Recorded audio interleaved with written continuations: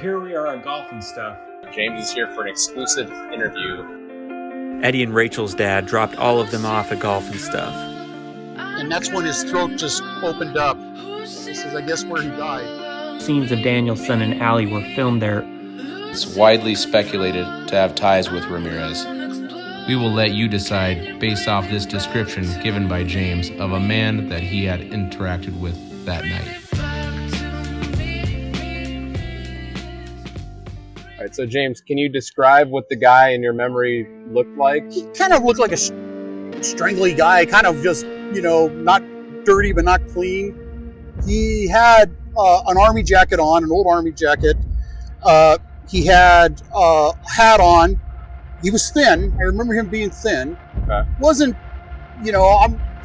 was probably 6 feet then, so I don't remember him being taller than me. Okay. But he wanted us to go get high with him. He said he had pot. He even brought it out, showed a baggie, and said, let's go over to the riverbed. That's what we called it. Right. And get high. And the thing is my buddies wanted to get high. They figured free pot. Sure. But we were in the middle of an air hockey contest, and the loser was supposed to be buying the beer that night, and I was winning. And I didn't want to pay for the beer. Sure. So I talked them out of it. We're smoking reefer, and you don't want no part of this shit. So we went over to this arcade, part of the arcade, the smaller one, because they had the air hockey tables, and that's how we ended up over there.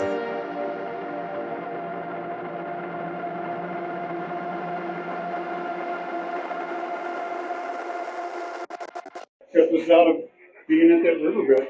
We were already in there for a while playing the game, and then we were heading back over to this park over here, and we seen the three people. They were talking to the guy, and I guess the guy talked them into it because they were following him towards the riverbed.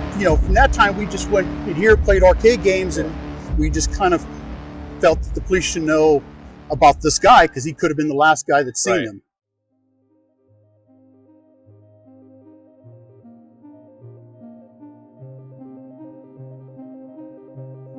So James, why are we stopping at this spot? What do you remember or recall from this exact area here? This is where I think things are a little different. This is where I thought the second person was found. Yeah. Only one under the bridge versus what the latest articles say. Me and my buddies were running this way, and we were stopped right around here, and everybody was right here. Like people were looking down at something. Now, it was kind of a shock. We already just got to seeing one person seeing that someone was murdered, and then things could be a little blurry. Things could be a little blurry, but that's what I remember. And then the other ones were out over here heading in this direction.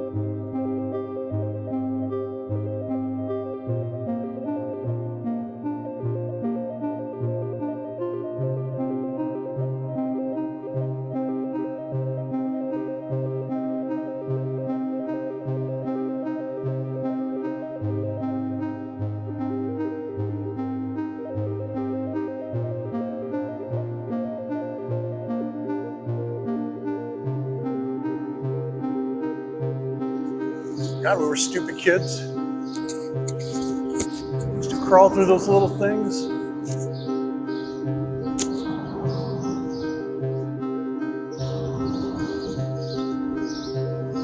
God. Like I said, it's the last time I was here was the murders. Sitting up here, drinking beer, drinking Lowenbrau, and eating beef jerky. I was the one with the mustache. Looked old enough, so I bought beer for everybody. The one here, I kind of remember the article when it happened, when they first mentioned it, was the other girl looked like was trying to get away, and the person stabbed her in the back. I don't remember if the article said that he might have dragged her back down or left her, but this is where the third one was found. Jeez. So it was, that's kind of why they thought it was maybe multiple people, because the way it was happened, but it was the same knife supposedly, so it had to be only one person. Very, very strange. I mean, time changes things. Maybe now that's what they say, or maybe they were just telling us that's what happened and keeping the real story hidden. I don't remember, but I remember it different. I remember it being 1, 2, and the last boy got away, but eventually died. He was slashed in the throat.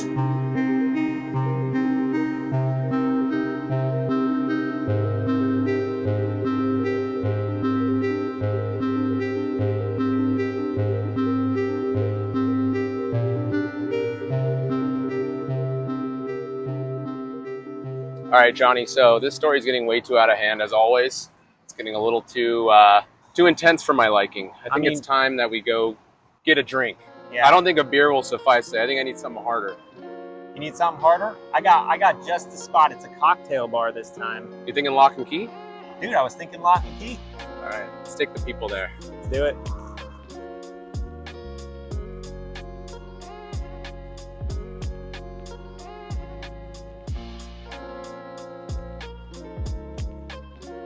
All right, guys, so we made it. Here we are at the LKSD kitchen in Downey. So we're about 1.5 miles from the golf and stuff. It gives me some Orange Circle vibes. Very nice, neat, If you're clean. familiar. If you're familiar, yeah. It was kind of where we shot our last video. But today we thought we'd mix it up a little bit and give you foodies and craft cocktail lovers a little treat instead of the typical brewery. We need something a little bit more stiff after today's story. Mark, what are you going to go with? So I went with the Los Leones. It's a Pueblo, Viejo, Blanco tequila, some passion fruit, lime, blueberry, mint. That sounds good. I'll have that. All right, Johnny, so what did you go with? I actually went with the Eastside. It's a gin drink, but I want actually substitute it with a little vodka. This one is the vodka right here. That sounds good. Oh, here it comes right now, dude. Oh man. There it is, man. Ooh, delightful. Thank you so much. Hey, cheers, bro. Cheers. How is it, dude? It's really nice. Actually, you can hardly taste the vodka. Pretty heavy with cucumber. Cucumbers are always good, dude. It's a nice vodka drink, or gin. Yeah, so mine, I got a little bit of like smokiness to it. That flavor profile on it, a little bit like almost like spicy in a way. Get a little berry, orange. Set the spot. I got a few of these. So, how do you like the food here at Campo? For starters, we had to go with the calamari fries with seasoned flour and adobo aioli, and you had to squeeze a little lemon on those crispy delicatessens for extra flavor. We were also drawn to the elote ribs, sweet corn with chipotle aioli, queso fresco, and micro cilantro. These did not disappoint, and we could have just eaten them the whole time. For the main course, we needed to get that Tomahawk 35-day dry-aged steak. This was a USDA prime ribeye bone-in. This steak came out on a sizzling skillet and melted like butter in our mouths. But we weren't done there, not by a long shot. For entrees, we had to go with the Fire Burger, stating it was their most decadent burger and gloves available upon request. With a beef patty, garlic aioli, cheese sauce, black truffle rum, bordelaise, on a brioche bun, this burger, though very rich, was one of the most memorable burgers either of us have ever had, and was perfect to share. All right, guys, so that wraps it up. Thanks so much for joining us today. This place is amazing. If you guys get a chance, if you're in the Downey area, come here. Highly recommend Lock and Key. Thanks again for tuning in, guys. Look forward to seeing you guys in the next episode where we explore more skeletons in Southern California's closet.